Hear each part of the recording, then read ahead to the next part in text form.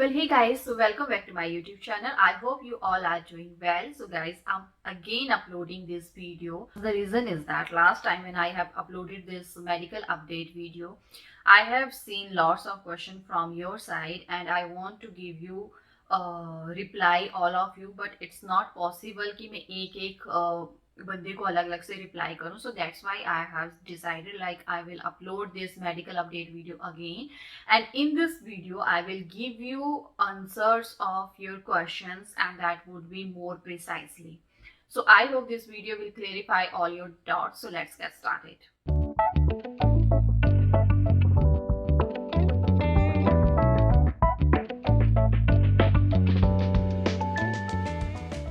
So basically I have created 3 scenarios and these 3 scenarios are totally based upon your question that you guys have asked from me, और उसी के according मैं आप लोगों को answer दूंगी, रिप्लाई करूंगी. इसमें मैंने एक PDF डॉक्यूमेंट भी इंक्लूड किया है, प्लस मैंने अपने भी प्रूफ आप लोगों के साथ शेयर किए हैं ताकि आप लोगों को अच्छे से बिलीव हो जाए और अच्छे से आप लोगों के डाउट्स क्लियर हो जाए. ओके, सो काफ़ी लोग पूछ रहे थे कि हमारा जो मेडिकल है वो अभी तक तो एक्सपायर नहीं हुआ है पर कुछ दिनों में एक्सपायरी होने वाला है. अब कुछ दिन हम मान सकते हैं जैसे 15 से 20 दिन है या 1 मंथ है.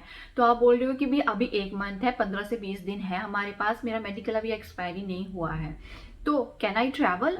Well, answer is yes, you can travel but on your own risk. ये बहुत रिस्की रहेगा क्योंकि during the time of Covid what happened, अगर आप 15 से 20 या 1 मंथ का लेके चलते थे तो एयरलाइन डायरेक्टली डिनाइड यू कि कैन नॉट टेक यू. तो ये रीज़न था कोविड के टाइम पे, पर काफ़ी अब कोविड तो काफ़ी इम्प्रूव हो चुका है तो ये reason might not we happen this time. But actually the problem is that अगर आप कनाडा में एंटर करते हो इस अपने मेडिकल के साथ जो कि एक्सपायरी होने वाला है बट नॉट एक्सपायर्ड ईयर, तो कनाडा में immigration office they might ask you, not might ask you, they will definitely ask you कि भाई अपना मेडिकल यहाँ पे आप करवा लीजिए क्योंकि आपका मेडिकल एक्सपायर होने वाला है. तो आप क्या करोगे, आपको यहाँ पे अपना मेडिकल फिर से करवाना पड़ेगा और उसके लिए आपको $235 से $280 कैनेडियन डॉलर वो आपको जो है लगाने पड़ेंगे. तो वो कितना हो जाता है अगर आप INR कन्वर्ट करोगे तो वो हो जाता है आपका 15 से 18 हज़ार के बीच में. तो दिस इज़ वेरी एक्सपेंसिव. अगर आप यहाँ पे मेडिकल करवाओगे तो बहुत ज़्यादा एक्सपेंसिव है. सो वाई टू वेस्ट मनी, मेरा सजेशन है वाई टू वेस्ट मनी. अगर आपको इंडिया में अगर आपका 5-6 हज़ार में हो जाता है, that is very easy to do that. So why not to choose that option. तो इसलिए मेरा सजेशन है अपना मेडिकल इंडिया से ही करवा के आएँ.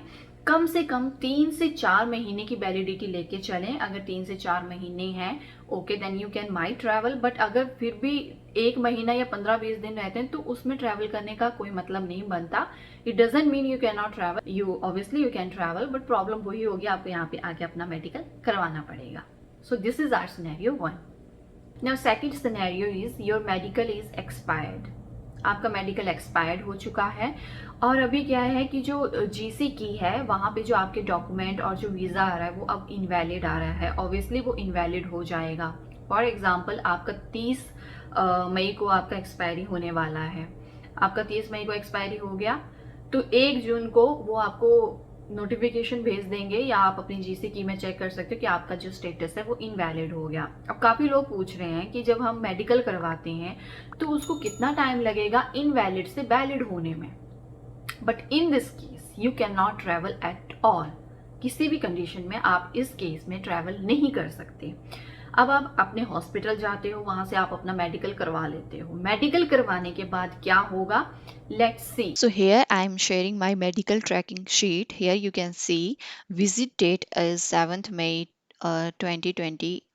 तो 7 मई 2021 को जो है मैंने अपना मेडिकल डन करवा लिया था. 7 मई को मेरा हॉस्पिटल में मेडिकल हो गया. ओके, उसके बाद हियर इज अनदर शीट. सो आप यहाँ पे देख सकते हैं ये हॉस्पिटल का अपना पोर्टल होता है. तो उनकी तरफ से केस कब सबमिट हुआ था, 13 मई 2021 को. 7 मई को मैंने करवाया अपना मेडिकल और 13 मई को जो है उन्होंने सबमिट कर दिया. इट मीन्स कितना टाइम लगा, 6 से 7 दिन. बट वी कैन नॉट से कि आपके केस में भी वैसे ही होगा क्योंकि हॉस्पिटल के पास ज़्यादा एप्लीकेशन हो सकती है, काफ़ी रश भी हो सकता है, तो ज़रूरी नहीं है कि सभी के केस में जो है वो 6 से 7 दिन ही लगेंगे।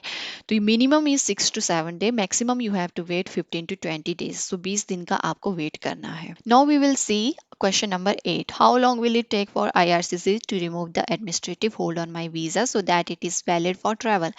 So it will take roughly 4 weeks to process your medical exam results from the time they are received. From the time they are received, it means मेरा कब रिसीव हुआ था? 13 मई को। तो 13 मई को IRCC को रिसीव हो गया हॉस्पिटल की तरफ से। उसके बाद 4 वीक्स और लगेंगे। 4 वीक्स और लगेंगे आपका स्टेटस इनवैलिड से वैलिड होने में। तो कितना टाइम आपको वेट करना है? अप्रॉक्स आपको वेट करना है 1.5 मंथ।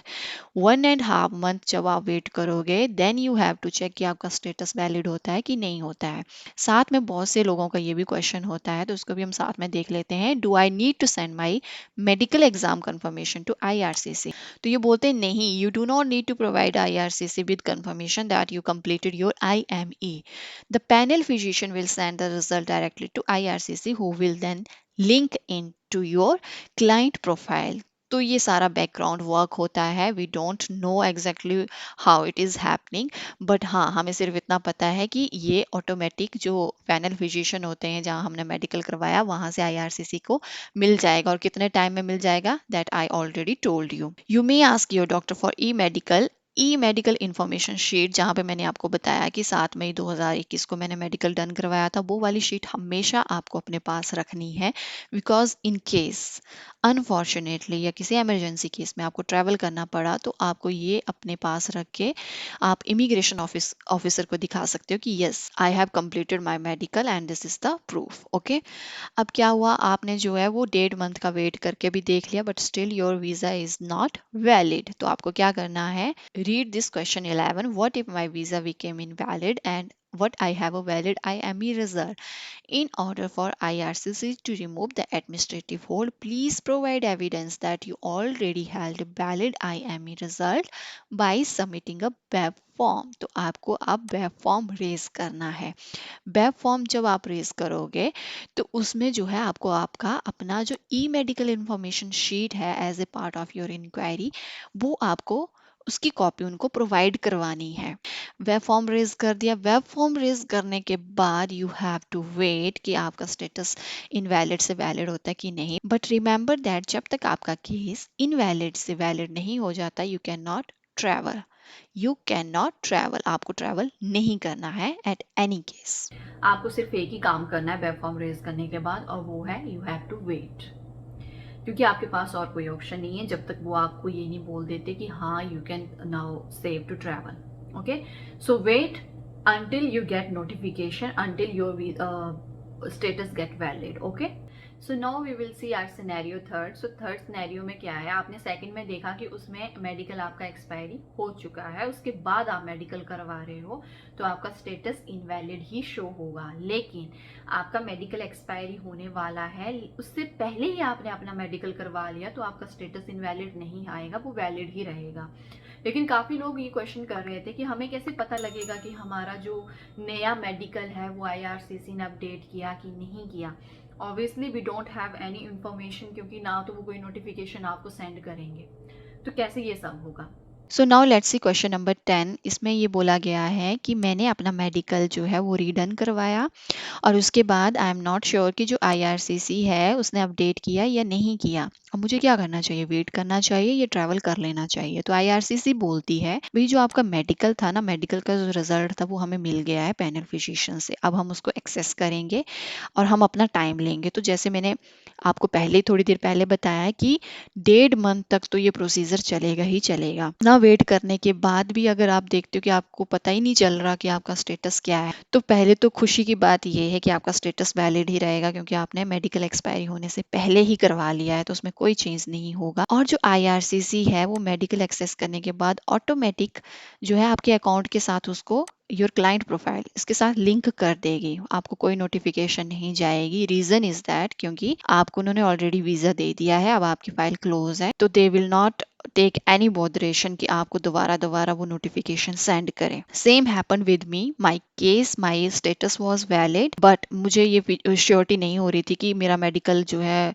IRCC ने अपडेट किया दोबारा या नहीं किया। तो मैंने क्या किया, मैंने 2 मंथ तक, ऑलमोस्ट 2 मंथ तक वेट किया और उसके बाद अपनी टिकट बुक करवा ली थी। My suggestion is here, it's only my suggestion, I am not enforcing you people कि आप लोगों को भी वैसे ही करना है। जो मैंने किया मैं आपको वो ही बता सकती हूँ। Rest is up to you, your intellectual mind, how you will do that, that is up to you. तो उस केस में आपको क्या करना है, जब आपने ट्रैवल बुक करवा लिया, आपने 2 मंथ का वेट कर लिया, अब आपको ट्रैवल करना ही करना है, your status is valid, you are happy, तो अपना मेडिकल शीट अपने साथ कैरी कीजिए और ट्रैवल के लिए निकल पड़िए। जब आप ट्रैवल करके जब आप कनाडा पहुंचोगे, immigration officer will ask you, might ask you, not it's compulsory कि वो पूछेंगे क्योंकि आपका स्टेटस तो वैलिड ही आएगा, लेकिन फिर भी अगर वो पूछ लेते हैं तो आपके पास मेडिकल होगा जो आप उनको दिखा सकते हो।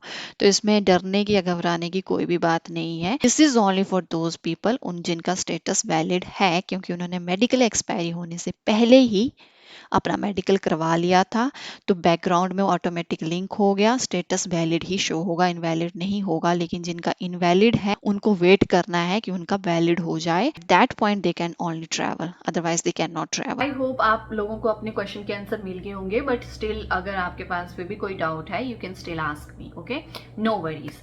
अब इसके बाद guys, at last I again want to conclude all my points in a summary. So let's see. First of all, आपका मेडिकल एक्सपायरी नहीं हुआ है, लेकिन वो होने वाला है, उससे पहले आप अपना मेडिकल करवा लो। क्यों करवाना है? ताकि आपका स्टेटस जो है वो वैलिड से इनवैलिड ना हो। क्यों? क्योंकि अगर आपका स्टेटस वैलिड से इनवैलिड हो गया, so you have to wait until unless they provide you notification कि आपका मेडिकल हमने अपडेट कर दिया, यू कैन नॉट ट्रैवल। तो आपको क्या क्या करना पड़ेगा? पहले आपको फिजिशियन से पता करना पड़ेगा, उसके बाद आपको वेब फॉर्म रेज करना पड़ेगा, उसके बाद आपको वेट करना पड़ेगा। सो बेटर ऑप्शन इज कि अपना मेडिकल चेक करो और उससे पहले कि वो एक्सपायरी हो, उससे पहले ही अपना मेडिकल डन करवा लो। सेकेंड, 15 से 20 दिन या कुछ 1 मंथ का आपके पास टाइम पीरियड रहता है और आप चाहते हो कि हमें ट्रैवल करना है, मत कीजिए ट्रैवल, रिस्क मत लीजिए। अगर रिस्क लेना है, ऐसा नहीं है आप ट्रैवल नहीं कर सकते, आप ट्रैवल कर सकते हो, बट इन दैट केस अपने पॉकेट में अच्छी खासी मनी रखिए, बिकॉज वहाँ पे जाके जो है आपको 18 से जैसे मैंने बताया 15 से 18 हज़ार तो आपका लग ही जाएगा मेडिकल करवाने में। So this is totally up to you what you want. Third case is कि आपका मेडिकल जो है वो अपडेट हुआ है या नहीं हुआ है, ये आपको कंफ्यूजन है, आपने एक्सपायरी होने से पहले करवा लिया है, स्टेटस वैलिड है, अब आपको नहीं पता लग रहा बैकग्राउंड में क्या हो रहा है, वो एक्टिवेट हो रहा है कि नहीं हो रहा है। तो जैसे कि मैंने question number 10, I think question number 10 में आपको बताया कि IRCC इज नॉट रिस्पॉन्सिबल, वो आपको कोई नोटिफिकेशन नहीं देगी कि हमने आपका मेडिकल अपडेट कर दिया है।